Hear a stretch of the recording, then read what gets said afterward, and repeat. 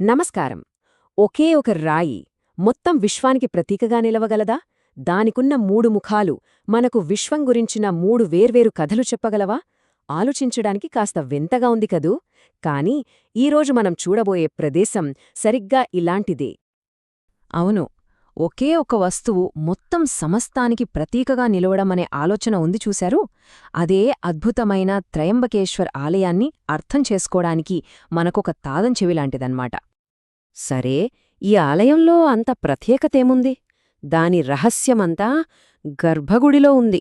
అక్కడున్నది ఒక ముఖమున్న దైవం కాదు, ఏకంగా మూడు ముఖాలున్న దైవం. మన దేశంలో చూస్తే వేలకు శివాలయాలు ఉన్నాయి కదా, మరి వాటన్నింటిలో దీనికింత ప్రత్యేకతెందుకొచ్చింది అంటే సమాధానం ఆ రూపంలోనే ఉంది. ఆ సమాధానమే ఈ అద్భుతమైన త్రిముఖలింగం. ఇక్కడ ఉన్న ప్రతి ముఖం అంటే ఒక్కొక్క ఫేస్ ఒక పెద్ద విశ్వశక్తికి ప్రతీక అన్నమాట. ఒకటి సృష్టిని చేసే శక్తి, ఇంకొకటి దాన్ని కాపాడే శక్తి, ఇక మూడోది అంతా లయం చేసి మళ్ళీ కొత్తదానికి దారి చూపే శక్తి. సింపుల్గా చెప్పాలంటే సృష్టి, స్థితి, లయ. ఇంతకీ జ్యోతిర్లింగం అంటే ఏంటి అని అనిపిస్తుందా? ఏం లేదండి. జ్యోతిర్లింగం అంటే శివుణ్ణి కాంతిలింగం రూపంలో పూజించే ఒక చాలా పవిత్రమైన స్థలం. ప్రపంచం మొత్తం మీద ఇలాంటివి 12 ఉన్నాయంటే ఇక త్రయంబకేశ్వర ప్రాముఖ్యత ఏంటో మనమే ఊహించుకోవచ్చు. అయితే ఈ ఆలయం కథ కేవలం పురాణాల్లోనే లేదు. దీని వెనుక ఒక పెద్ద చరిత్ర కూడా దాగుంది.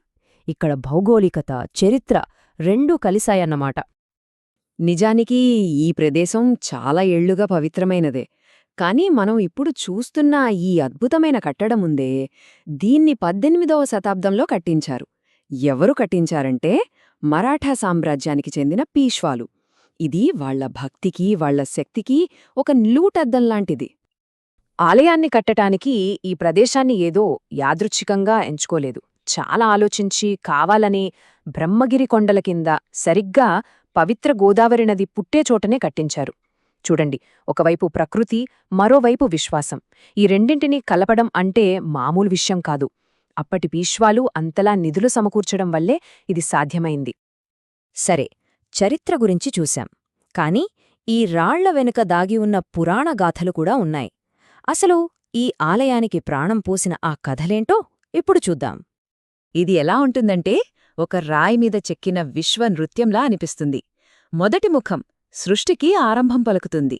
రెండో ముఖం ఈ విశ్వాన్ని సమతుల్యంగా నిలబెడుతుంది. ఇక మూడో ముఖం పాతదాన్ని అంతం చేసి కొత్తదానికి దారి చూపిస్తుంది. సింపుల్ జీవనచక్రం. మన చుట్టూ ప్రతిరోజు జరిగేదిదే కదా. ఈ కథలు కేవలం ఆ లింగంతోనే ఆగిపోలేదు. గౌతమ మహర్షి అనే ఒక గొప్ప ఋషి గురించి కూడా ఒక కథ ఉంది. ఏంటంటే ఆయన భక్తికి మెచ్చి గోదావరి నది ఇక్కడే పుట్టిందట. అందుకే ఆ నదిలో స్నానం చేస్తే పాపాలన్నీ పోతాయని ఇప్పటికీ నమ్ముతారు. ఓకే, ఇప్పటిదాకా మనం చరిత్ర, పురాణాలు చూసాం. ఇప్పుడు కాస్త ఆచరణాత్మకంగా ఆలోచిద్దాం. ఈ రోజుల్లో త్రయంబకేశ్వర్ వెళితే ఎలా ఉంటుంది? అక్కడికి వెళ్లాలనుకునే వాళ్ళకి కొన్ని చిట్కాలు చూద్దాం. పచ్చదనం, ప్రకృతి అంటే ఇష్టమైతే వర్షాకాలంలో వెళ్ళండి. ఆ దృశ్యాలు అద్భుతంగా ఉంటాయి. లేదు, ప్రశాంతంగా చల్లగా ఉన్నప్పుడు చుట్టుపక్కలంతా తిరగాలి అనుకుంటే మాత్రం చలికాలం సరైన సమయం.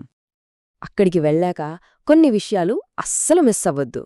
మొదట ప్రధాన గర్భగుడిలోని జ్యోతిర్లింగం దర్శనం. ఆ తరువాత గోదావరి నది పుట్టిన గంగాకుండు దగ్గరికి నడవడం. ఇంకా కొంచెం సాహసం కావాలనుకుంటే బ్రహ్మగిరి కొండెక్కడం. అక్కడినుంచి దృశ్యాలైతే మాటల్లో చెప్పలేము. ఇంకో చిన్న ముఖ్యమైన విషయం, ఏ గుడికి వెళ్ళినట్టే ఇక్కడికి కూడా సాంప్రదాయబద్ధమైన దుస్తుల్లో వెళ్తే మంచిది. ఇంకోటి, గర్భగుడి లోపల ఫోటోలు తీయడానికి అనుమతి ఉండకపోవచ్చు. అందుకే ఆ అనుభూతిని ఫోటోల్లో కాకుండా మనసులో నింపుకోవడం ఉత్తమం. మంచిది, ఇన్ని విషయాలు తెలుసుకున్నాం కదా. అసలు ఇన్ని వందలేళ్ల తర్వాత కూడా త్రయంబకేశ్వర్ ఎందుకు అంత ముఖ్యమైన ప్రదేశంగా నిలిచిపోయింది? దాని వెనుక ఉన్న అసలు కారణమేంటి? ఈ ఒక్క నంబర్ చాలు దాని ప్రాముఖ్యత చెప్పడానికి. 12. ప్రపంచం మొత్తం మీద ఉన్న జ్యోతిర్లింగాల సంఖ్య ఇది. ఆ 12లో ఇది ఒకటి. ఇంకా అంతకన్నా ఏం కావాలి చెప్పండి? ఈ ఒక్క విషయం చాలు త్రయంబకేశ్వర్ను ఒక ప్రత్యేక స్థానంలో నిలబెట్టడానికి. ఎందుకంటే త్రయంబకేశ్వర్ అంటే కేవలం ఒక గుడి కాదు, అదొక అనుభూతి. అక్కడ ఆధ్యాత్మికత ఉంది, అద్భుతమైన వాస్తుశిల్పముంది, ప్రకృతి శక్తి ఉంది, పండగల సందడి ఉంది. ఇవన్నీ కలిశాయి కాబట్టే వందల ఏళ్ల క్రితం ఎలా ఉండేదో ఇవాళ కూడా అంతే సజీవంగా ఒక గొప్ప వారసత్వంగా నిలిచిపోయింది. సరే, చివరగా ఒక ప్రశ్నతో ఈ చర్చను ముగిద్దాం. ఇంత వేగంగా పరిగెడుతున్న మన ఆధునిక ప్రపంచంలో మనల్ని మన చరిత్రతో, ప్రకృతితో, ఈ విశ్వంతో మళ్లీ కలిపే ఇలాంటి ప్రాచీన ప్రదేశాల పాత్ర ఏంటి? మూడు ముఖాలున్న ఒక రాయి మనకు జీవితం గురించి ఏం నేర్పిస్తుంది? ఇది నిజంగా మనమందరం ఆలోచించాల్సిన విషయం.